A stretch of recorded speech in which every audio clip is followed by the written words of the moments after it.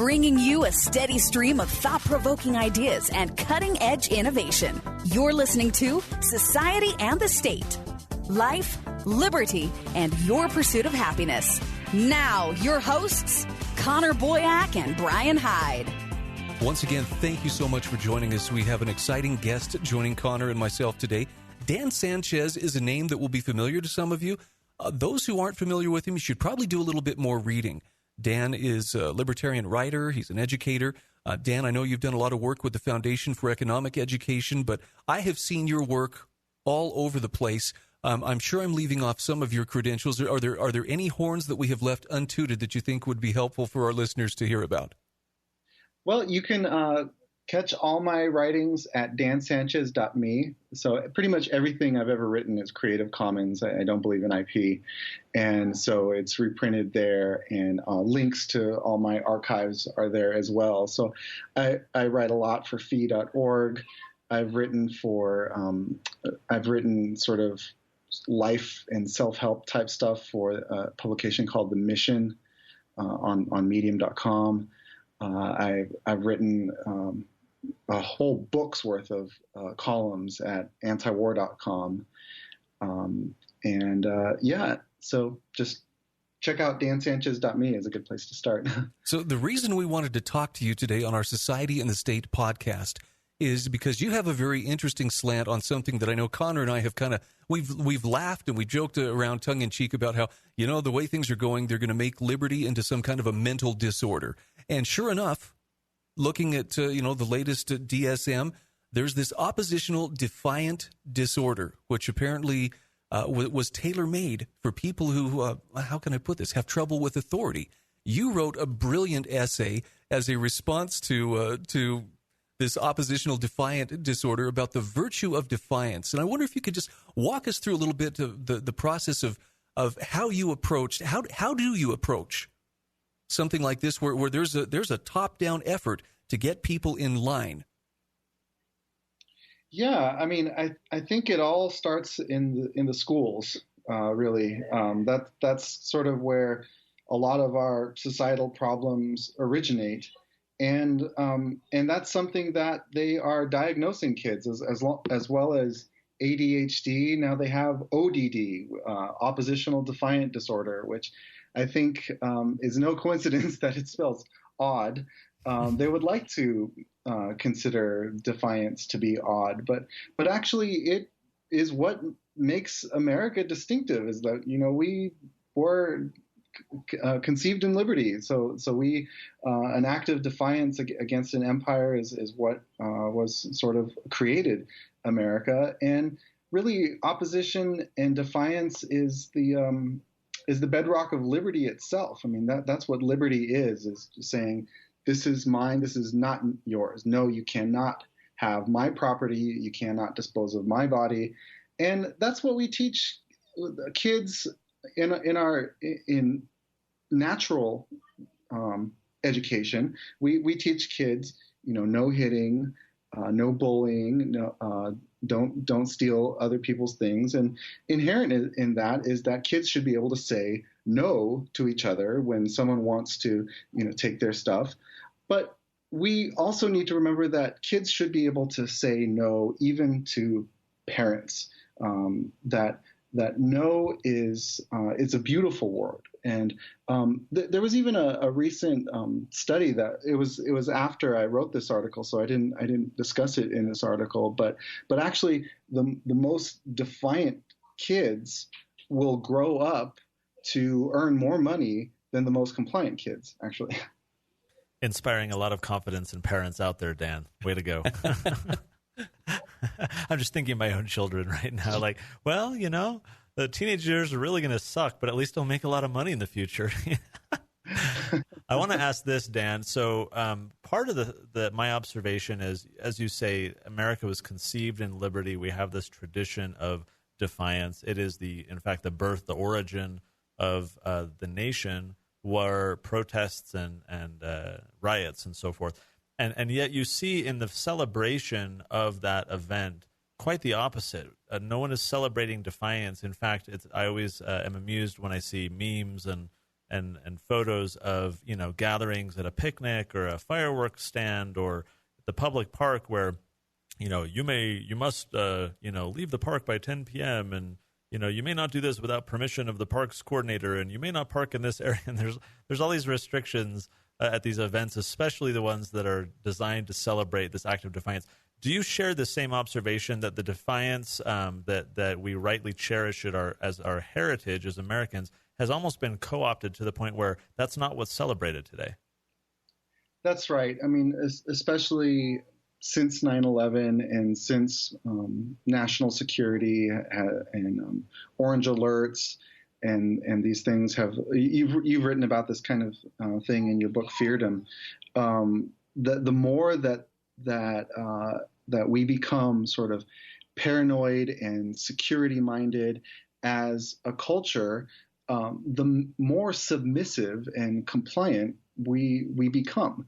And it's gotten to the point where security theater is becoming a greater presence in pretty much any kind of big gathering that we have. And it really is kind of antithetical to what we're supposed to be celebrating on holidays like the 4th of July. And again, it really goes back to schooling, that in school, John Taylor Gatto rightly said that mostly we are taught obedience. The concrete lessons in the curriculum are secondary. Sort of the overriding lesson is to be obedient to authority, that you learn that in the unnatural challenges and demands of the school setting, that you will be considered more of a success the more submissive and the more compliant you are, and the less defiant and the less independent-minded you are. And so we wonder, when we demand submission and compliance of our children all throughout their lives, we wonder why they become so submissive and compliant to the government as adults. Mm-hmm. I especially like in John Taylor Gatto's writings where he talks about the origins of modern schooling, and he points out, as you just did, that the design and the primary motivating factor of these institutions is compliance, or at least was by its founders, and that hasn't really systemically changed, even though the outward-facing purpose is to educate kids. The architects of the progressive education system that we now have were very much concerned with molding the rising generation to be compliant individuals, kind of cogs in a machine to benefit the state and be shaped in the direction they want to go. And so that the system was very much crafted in that way. I want to read something, Dan, that you touched on in your essay and then get you to expound a little bit on it. I don't know that we've named it yet in this episode, but where we talked about oppositional defiant disorder, you coined the term, and you just used the words submission and compliance. So you coined this term submissive compliant disorder as kind of the antithesis. And here's what you write, that SCD, as the acronym goes, is a sort of Stockholm syndrome writ large. We have been brainwashed into identifying with and venerating our captors and overlords, which makes us far more cooperative with and pliable for them. But we don't venerate our overlords as any specific persons. We have been indoctrinated into venerating the abstraction of authority, which entails both the authority of office and the authority of law, and by extension, anyone draped in it. So I guess my question for you, or where I want you to expound on this, is as you observe this submissive compliant disorder, I want to understand your thoughts on how we can counteract that, because this has become such a society-wide, very prevalent feeling that many people have. And people listening to you speak right now, or perhaps nodding in agreement. But the question at the end of the day is always, well, okay, how do we counteract that? What is your prescription for submissive compliant disorder? Well, if you're blessed to have children, then the best thing that you can do is to encourage or to allow, really, your own children to be independent, to be defiant, and the way to do that is by giving them freedom as they grow up, to give them responsibility and to not domineer over their lives. So many, even in the home. I mean, the school is one thing, but even in the home, you have this phenomenon of helicopter parenting, and you would think that with all this dutiful attention of parents and all this involvement from early age, that you would think that kids brought up that way would be super prepared for life. But it's quite the opposite, that the more we helicopter parent our children, that the more dependent they become, even as adults. The more childhood and dependency actually extends into young adulthood.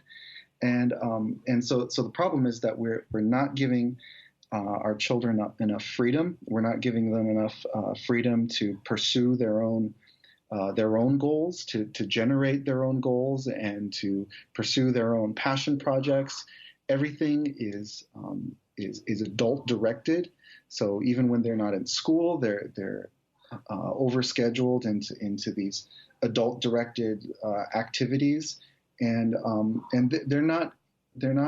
they don't, by the time they graduate, they don't have any experience. They have a lot of activities that they've done, but it's always been adult directed, and so they don't have any experience charting their own course, right, really, and they don't have any experience being disobedient, because they're always in situations where if they're disobedient, then they're punished throughout their lives. Dan, let me ask you a quick follow up on that. I'm going to push on you a little bit more from a devil's advocate perspective, because I agree with your answer, but I think that's also an easy one where parents can say, "Oh yeah, okay, I'll work on that," to parent. I want to ask you instead your thoughts on me, or Joe listener who's an adult, whether or not we have children. If I am defiant, for example, in your article you reference an op-ed. I'm glad you cited this because I remember reading this article. It was an op-ed in the Washington Post written by a police officer after the Michael Brown shooting. And we'll link to, Dan, your article and this one on today's show notes page, I should mention, which is societyandthestate.com/14. Here's what this officer says. Even though it might sound harsh and impolitic, here's the bottom line. If you don't want to get shot, tased, pepper sprayed, struck with a baton, or thrown to the ground, just do what I tell you. I, in this case, being a police officer, perpetuating this culture, right? So my question for you is, let's set aside the parenting aspect because I think we agree. But if I choose to be defiant, Connor is given an unjust mandate, or there's a wrongful law, or there's a stupid fine, or whatever, and I choose to be defiant, how do I persuade people to the moral correctness of the cause? Because my sense is, if I choose to be defiant, there's such a heavy deference to authority. This submissive compliance disorder is rampant. If I choose to be defiant, it almost seems like I'm going to harm our cause rather than win over converts. So how do I be defiant in a way that will endear others to, educate others to the problem, rather than just paint me as some fringe lunatic and thereby, perpetuate the problem that we're trying to correct? Mm-hmm. Yeah. So in that essay, I was talking about these police officers that were basically diagnosing, providing an amateur diagnosis of oppositional defiant disorder of the society by saying that the problem is that people are not following orders quickly enough, and that's why these altercations happen, and that's why people end up getting shot by police or beaten by police. And so one thing that I say is that this is a really bad misdiagnosis, that a lot of these people, that they are fully compliant.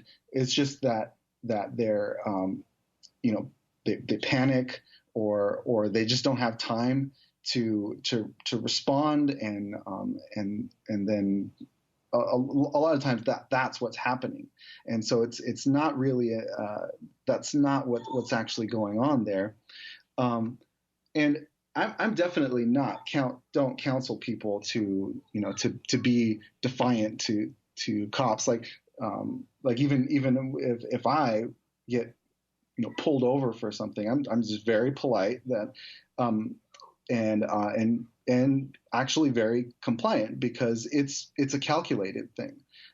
In my heart, I'm not giving over to the cop like the right to do that. It's always under duress, but in practical terms, it's really about choosing your battles, and the just the fact of it is that if you are defiant to a cop, there is a big chance that things can go really badly. So I definitely wouldn't counsel trying to make your point that way. Like you're much more likely to do good as by writing and by expressing. Now there are some activists who like Cop Watch and there's a place for that kind of thing, but kind of what I'm thinking of is, for example, in 9/11, when so many people just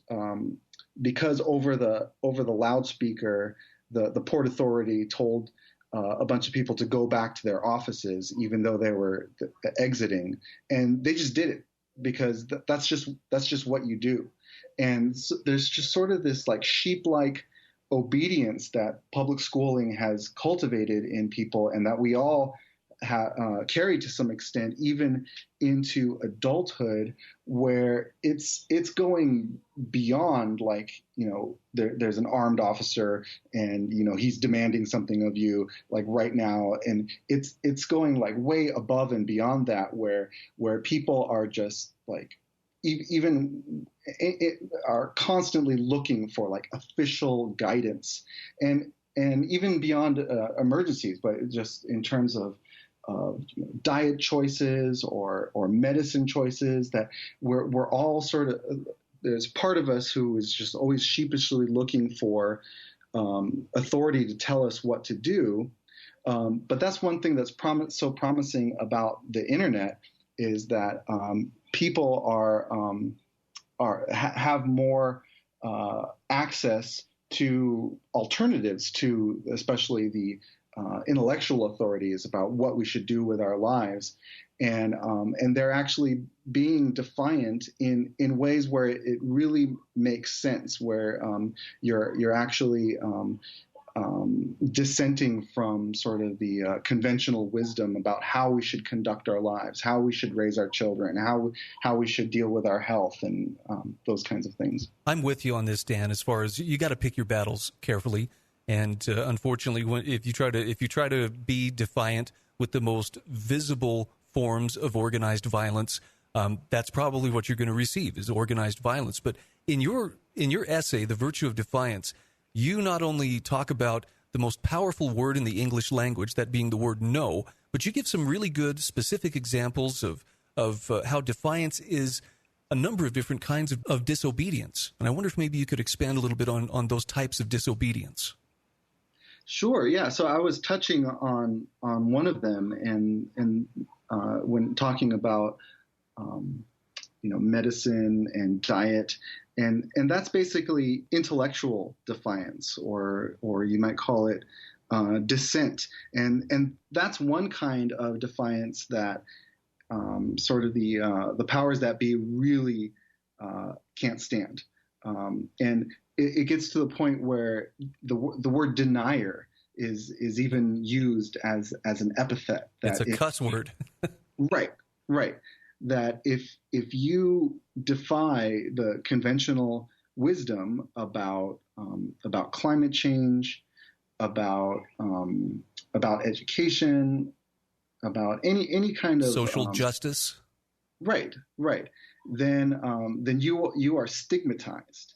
And not even stigmatized, but you're even pathologized. Like you're people have been incarcerated over their ideas, because it's psychiatric. It's given a psychiatric diagnosis of insanity, basically. And so that is an important kind of defiance that you also need to build in spite of schooling, because that's one thing that school cultivates in us, is that, everything, there's a right answer and a wrong answer, and the right answer is the one that is provided by an intellectual authority, and we carry that with us into adulthood. Dan, for those listening who are intrigued by what you're saying, as you note, we've all of us have been raised in a schooling environment, or if in a culture that is very heavy on submission and compliance. For those listening whose curiosity is piqued, what authors, what writings would you recommend pointing them towards? We'll, again, link to what you recommend on the show notes page, which is societyandthestate.com/14 for this episode. What material would you suggest that our listeners turn to learn more about the ideas behind what you're saying, the philosophy, and so forth? Yeah, I really recommend the psychologist Peter Gray. He has a blog on Psychology Today, and he has an outstanding book called Free to Learn. And so the childhood and education aspect, that's a great resource for those kinds of things.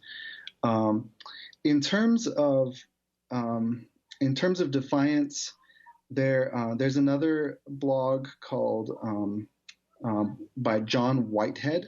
So if you look up John Whitehead on the internet, he has a lot of great resources. So I link to his blog in my Virtue of Defiance essay, so you can find that link from there. And fee.org, really. I mean, just pretty much all the libertarian classics that you can find there is a great resource for this way of thinking. I feel like we should be having this in some this meeting should be taking place in some shadowy room. Here we're talking about defiance. We're talking about people have the right to thumb their noses at authority, and yet, Dan, I think the message in your essay, The Virtue of Defiance, is so long overdue. It's one thing to kind of expect it from official channels, and there are people who thrive on exercising control and dominion over others.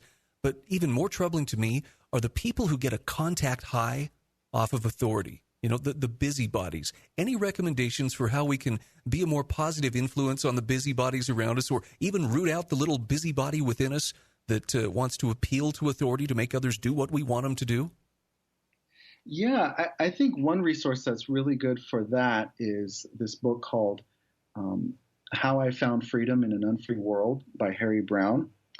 And he talks about freedom in terms of sort of autonomy, and part of that is demanding autonomy, insisting on your own autonomy, but another part of it is granting other people autonomy, and just the psychological and spiritual benefit that comes from that. Because we think of the person who is being domineered as suffering, but actually the person who is trying to domineer over someone, they suffer too, because ultimately at the end of the day, you can't really control what other people do. And so long as you are depending on what other people do for your happiness, then you are relinquishing control over your happiness. So long as you're trying to domineer over other people, you are depending on them, on your successfully domineering over them in order to be happy. And once you let go of that inner busybody, and it's very freeing, because it's like, okay, that person, even when it comes to your family, even your wife, and to a large extent your own children, it's like their happiness is ultimately their responsibility, mm-hmm. and not my own. And I'm going to do right by them, but ultimately I'm not going to be trying to control them, much less trying to control strangers in the world, and even psychologically, like people that you're not actively trying to control, but constantly judging. It's like part of you. It's like, oh, why aren't they different? Why aren't they the way that I would happen to be? But when you let go of that busybody part of you and just say, you know what, that's their business. That's their responsibility. I'm going to focus on myself, on what I can do, on what I can control. It's very freeing. It's very liberating. Dan, last question for this episode. This is such an invigorating discussion. I think we collectively need to be speaking a lot more about it. I want to get your observation on this, though. I'm concerned when things that we believe and stand for are cast in a negative light rather than a positive light. And by that I mean anti-war, anti-government, right? Or even, as you point out in your article, saying no to things. When the flip side of that is you're effectively pro something, or you're saying yes to something. You're not necessarily anti-war. You're pro-peace. You're not anti-government. You're pro-freedom, pro-liberty. In saying no to something, you are basically saying yes to the alternative. Do you share that concern about our views being cast in a negative light? And if so, do you think it makes sense to really try to popularize the positive side, or is that just a fool's errand? No, I totally agree with that. I think that the reason why we are trying to set these boundaries is because we have so much faith in the individual. We have so much faith in the power of what people can do in the market with peace, in their daily interactions with people. And so being anti-restraint is only because we are so pro-freedom, because we're so pro-peace, and especially like in terms of the market, it's not just that we are skeptical that these problems can be solved for the government by the government, so we don't want the government involved. It's that we are so optimistic and hopeful about individual private people, especially in enterprise, actively solving problems and just wanting to unleash them to solve these problems. Okay, Dan, thank you so much for joining us. If you want to check out some of the links, Dan has given us a banquet of food for thought here, and we'll have all of the links of the different sources he's mentioned at societyandthestate.com/14. Dan Sanchez, we can check out your work at dansanchez.me. And again, we thank you so much for being with us on this episode. Thank you so much for having me. Thanks, Dan. So, Connor, is there anything specific that you take away from this episode that you'd like to share with us? No. Very good. Just practicing my defiance. I'll tell my children when I go home, well, I've been given permission to allow you to be defiant so you'll earn more money in the future. And I don't know, like that's an interesting thing. I'd be curious to see that study. Maybe we'll email Dan after and get that. But to me, the value isn't so much in having a brighter economic future. I think the value is in creating an independent child who grows up to be an independent person. You've done this in your family, I'm sure. You've got some great kids. And it's hard, even as a parent, even as someone who really loves, and I think I understand freedom, giving my kids that opportunity to say no and to enforce their own boundaries. It's still a little bit of a struggle. Easier said than done. Well, we've got a lot of material we'll link to, as we said, on the show notes page. Thanks, everyone, for joining us. Stick around. We've got an exciting next few guests lined up, and Brian and I will see you on the next episode. Be sure to subscribe, and we'll see you then. Thanks for listening to Society and the State. For show notes, archives, and more great content, visit societyandthestate.com.